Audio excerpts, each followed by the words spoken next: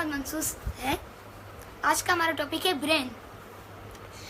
आपने कभी सोचा है कि इंसान का ब्रेन इतना फास्ट क्यों है? चलिए पहले मेरा एक क्वेश्चन है, आप कमेंट सेक्शन में बता सकते हैं कि इंसान का दिमाग एक वक्त में कितनी चीज़ों पर कंसंट्रेट कर सकता है। 3 ऑप्शन हैं, पहला 1, दूसरा 5, तीसरा 8। अब बैक टू द टॉपिक चलते हैं। इंसान का दिमाग आपको पता है, फर्ज करें इंसान का दिमाग 100% है तो इंसान का दिमाग 100 में से 6% चलता है। जब इंसान शुरू हुई थी तो इंसान का दिमाग चलता था 0.45%। अक्सर लोगों का मानना है कि 0.45% अब भी चलता है, पर ये थ्योरी पुरानी है। अब आप खुद सोचें, दुनिया में सबसे ज़्यादा तेज चलने वाला दिमाग है 40%। इंसान का दिमाग 70% तक चल सकता है। फर्ज करें एक बच्चा होता है, ठीक है, उसके तो पता ही नहीं होता है कि इंसान क्या है, जानवर क्या है, चीज जगह क्या है। फिर वो कैसे समझता है कि इस वॉइस का मतलब ये, इस वॉइस का मतलब ये। आप खुद सोचें कि इंसान का एक छोटे बच्चे का दिमाग कितना तेज होगा कि वो समझ जाता है कि ये जो ये आवाज निकाल रहा है, वो एनालाइज कर देता है कि इस आवाज का ये मतलब है। जैसे एक बच्चे के सामने आप कहोगे खाओ खाओ, बच्चे को जब खाना खिला रहे तो वो समझ जाएगा कि जब उसे भूख लगेगी वो आपको बोलेगा खाओ खाओ, तो आप समझ जाओगे कि वो कह रहा है मुझे खाना चाहिए। ये एक एग्जाम्पल है कि इंसान का दिमाग कितना तेज चलता है। अब इंसान का दिमाग 100 में से 6% चलता है। सबसे ज़्यादा तेज चलने वाला मैं आपको रिकॉल कर देता हूँ, 40% चला है अभी तक। आप फर्ज करें आप एक पेड़ के नीचे बैठे हैं, आपको ग्रेविटी नाम की कोई चीज़ नहीं है, आपके ऊपर सेब गिरा है, आपको पता है खाने की चीज़ है, आप क्या करेंगे? बेसिकली उठा के खा लेंगे क्योंकि आपको पता है खाने की चीज़ आप खाओगे। पर उसने विदाउट लॉजिक एक बात सोची कि ये जो चीज़ है पेड़ से जमीन पे मेरे पास क्यों आई, ऊपर क्यों नहीं गई? ठीक है, तो मैं आपको बता देता हूँ कि ये थ्योरी थी, उस टाइम पे ये थ्योरी थी, अब ये सच बात है। अब मैं आपको बता दूँ, न्यूटन का दिमाग 100 में से 8% चलता था और उस टाइम पे आम इंसानों का ब्रेन चलता था 3%। आइंस्टाइन का दिमाग चलता था 20%। उसके ब्रेन को निकाला गया था, उससे इंसानों को पता चला था। और मैं आपको बता दूं कि ये किसी मशीन से हमें पता नहीं चला है, ये ग्रेटेस्ट साइंटिस्ट का इनका भयानक सच है। वो ये कि जब ये मर जाते हैं तो इनका दिमाग निकाला जाता है, उस पर रिसर्च की जाती है। अब मैं आपको बता दूं कि एक थ्योरी है स्टीवन की। इस थ्योरी में ये है कि ये हमें बताता है कि हर इंसान एक जैसी जिंदगी जब गुजारता है, एक जैसी जिंदगी में रहता है, तो उनका दिमाग उनके साथ वाले दिमाग से बराबर होता है। जैसे स्कूल क्लास में 30 बच्चे होंगे तो तीनों का दिमाग सेम लेवल पर होगा। फॉर एग्जाम्पल, जैसे आपने देखा है greatest scientist Einstein, Newton, Edison, ये सारे फेल आते थे। आइंस्टाइन को इनकी टीचर ने कहा था ये पागल है, अजीब अजीब बातें करता है। फिर इसकी माँ को पता था कि ये होशियार है, और उसके बाद इसने एक थ्योरी निकाली, थ्योरी ऑफ रिलेटिविटी। इसका दिमाग इतना तेज था कि इसे हर किस्म की वॉइसेस सुनाई देती थी, अर्थ से लेके अर्थ की ग्रेविटेशनल फोर्सेस की, ग्रेविटेशनल रेडिएशंस की। अब मैं आपको बता दूं ग्रेविटेशनल रेडिएशंस क्या है। आइंस्टाइन ने कहा था कि ग्रेविटेशनल रेडिएशंस एक ऐसी चीज़ है जिसके बारे में इंसानों को कभी पता नहीं चलेगा। पर 2017 जून के महीने के अंदर इंसानों ने एक मशीन बनाई है जो इनको कैच करती है, और इनसे पता चला कि अगर हम इसकी स्पीड में अर्थ के अंदर घूमें तो हम टाइम ट्रेवल कर सकते हैं।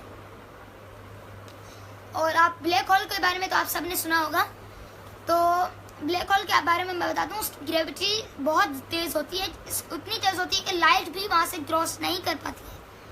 फॉर एग्जाम्पल, अगर आप ब्लैक होल के थोड़े दूर से 3 चक्कर करेंगे, 3 सर्कल्स लेंगे, तो इससे ये होगा कि जब आप अर्थ पे वापसी जाएंगे तो आप 200 साल पीछे होंगे, क्योंकि अर्थ में आपके लिए तो वो 3-4 घंटों का टाइम होगा, पर अर्थ में वो ऐसे होगा कि सालों बीत जाएंगे, क्योंकि स्पेस एंड टाइम अलग अलग चीज़ें हैं, ये दोनों कंबाइन नहीं कर सकती। और पैरेलल वर्ल्ड्स, आपको मैं बता दूं पैरेलल वर्ल्ड्स क्या होते हैं। अक्सर लोग सोचते हैं कि वो एक दिमागी ख्याल है, पर नहीं। आपको पता है हमारे यूनिवर्स के अंदर, सिर्फ हमारे यूनिवर्स के अंदर 3% और अर्थ्स हैं, इस अर्थ के अलावा जहाँ पर इंसान रह सकते हैं, और ये भी थ्योरी है कि वहाँ पर इंसान पाए जा सकते हैं। और वो इसलिए क्योंकि उनका एटमॉस्फेयर हमारे एटमॉस्फेयर जैसा ही है, वहाँ पर वाटर है, क्योंकि सबको पता है जहाँ पानी है वहाँ पर लाइफ है, water is equals to life. ठीक है, तो back to the topic. Edison का दिमाग चलता था 100 में से 8%। उसने क्या क्या किया? पंखे, लाइट, उसने पूरे 200 इन्वेंशंस किए। क्रोमोफोन उसका ही इन्वेंशन है, और ऐसे उसके बहुत सारे इन्वेंशंस हैं। और एडिसन एक ग्रेट साइंटिस्ट था जो स्कूल में नहीं गया था, वो स्कूल में फेल आता था। और मैं आपको बता देता हूँ, एडिसन ने बिजली और बल्ब का इन्वेंशन नहीं किया था। उसने 200 से ज़्यादा दफ़ा बल्ब का इन्वेंशन किया, पर वो हमेशा फुल आउट किया। उसके बाद जैसे ही उसने सही किया तो उसी वक्त एक और साइंटिस्ट ने उसे पास किया, और दोनों ने साथ किया। पर सबको पता था कि एडिसन ने ज़्यादा मेहनत की है, तो इसलिए इसका क्रेडिट्स कहते हैं एडिसन के ऊपर, क्योंकि उसकी मेहनत ज़्यादा थी और उन सबको उसका बैकग्राउंड पता था। तो उन दोनों ने एक साथ ही किया था। तो सिर्फ ये एडिसन पे ही नहीं है, एक और साइंटिस्ट था जिसने भी ये काम किया था, पर एडिसन को इस बारे में पहले पता चला था, क्योंकि उसका दिमाग तेज चलता था। क्योंकि आप खुद बताएं, स्टार्टिंग कहाँ से हुई थी इंसानियत की? पहले कोई मशीन नहीं थी, कोई मेटल नहीं था, तो सोचे इंसान का दिमाग कैसे तेज हुआ होगा।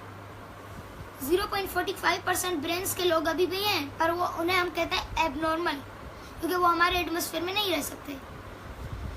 और मैं आपको बता देता हूँ, Einstein one of the greatest scientist, world's 3rd smartest person. इसकी थ्योरी ऑफ रिलेटिविटी। इसने इंसानों को टाइम ट्रेवल के बारे में बताया है। ये थ्योरी आपको पढ़नी चाहिए। मैं आपको बता दूं, ये दूसरे इंसानों को कंट्रोल कर सकता है, और इसमें इतनी पावर है कि ये सिग्नल्स को, वो सिग्नल्स जैसे मीडिया के सिग्नल्स, वाईफाई के सिग्नल्स, रेडियो सिग्नल्स, इन सब को वो कंट्रोल कर सकता है। उसकी ये पावर है। और मैं आपको बताता हूँ, जब इंसान का दिमाग 40% तक जाता है, तब वो दूसरे इंसान को कंट्रोल कर सकता है, क्योंकि ब्रेन की दूसरे ब्रेन से हमेशा लड़ाई रहती है। For example jealousy. नाइस। ठीक है, वेल डन। तो ये ऐसे ही हर दिमाग की दूसरे दिमाग से लड़ाई होती है। अगर कोई दिमाग किसी दूसरे दिमाग से अफजल होता है, तो वो उसे शो ऑफ करता है। ठीक है, जैसे ही मैं ये जोक था, जैसे आप फ्रेश। ठीक है, अब बैक टू द टॉपिक। देखें, इंसान का जो दिमाग है, आइंस्टाइन की ये खासियत थी कि हर इंसान अपना दिमाग 6% से ज्यादा कर सकता है, पर वो उसकी एज पे होता है। जैसे हर एज के हिसाब से आप उस लेवल तक आपका दिमाग ले सकते हैं, पर अगर आपने उससे ज्यादा किया तो आपका दिमाग रीसेट हो जाएगा या आपका दिमाग फट सकता है। What's your age? 11। Back to the topic.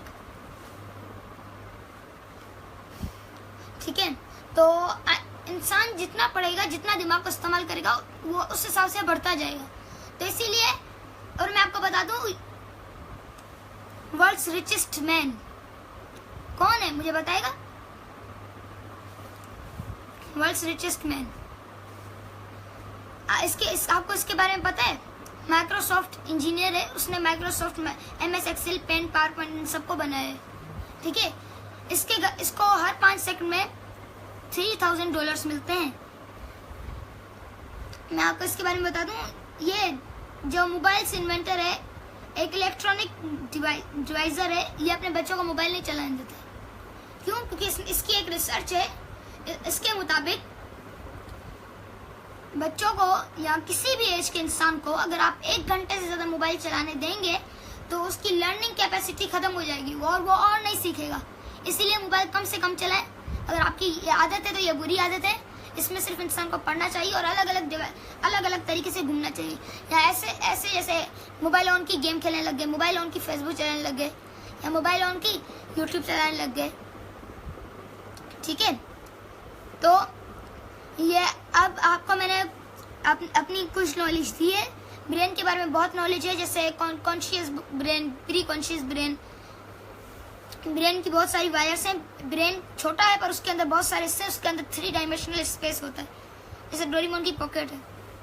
ठीक है, अब आपको मैंने तरीका बता दिया है। आपको इंटेलिजेंट बनना है तो ज़्यादा से ज़्यादा पढ़ें। जो आप जिस टॉपिक में आपका इंटरेस्ट है उसमें आप पढ़ते जाएं। वो अलग बात है कि आप बोर होते हैं, वो आपके सेल्स की परेशानी है।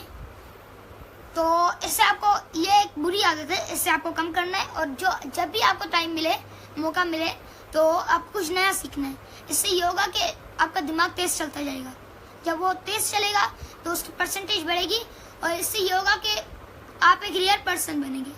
देखिए, ब्रेन और इंसानों में भी अलग अलग किस्म के होते हैं, जैसे common, rare, epic, legend, ultra legend. Ultra legend अभी तक कोई भी नहीं बना है। अगर आपको बनना है तो ये आपका मौका है। Thank you. अल्लाह हाफ़िज़।